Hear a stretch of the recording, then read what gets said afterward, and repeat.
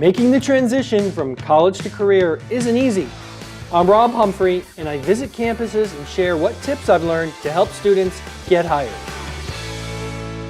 I'm here at NC State with Akira. Akira, give me your headlines. Yeah, I'm a graduating senior at NC State, looking to get my first full-time engineering job. So tell me about the job search. How's it going? So Rob, there's a couple of companies on my radar. Couple?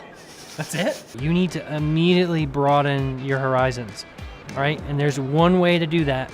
Follow those companies that you're most interested in, and then follow a bunch more.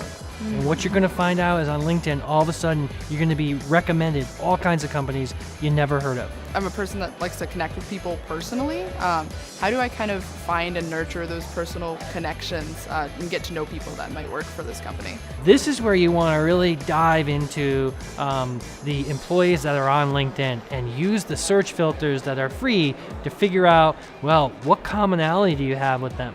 Right. Start talking to everybody at this company and send and craft simple messages to people that look like they can help you get in. This has been a really great help, and I think it's really going to help me hone in on my job search.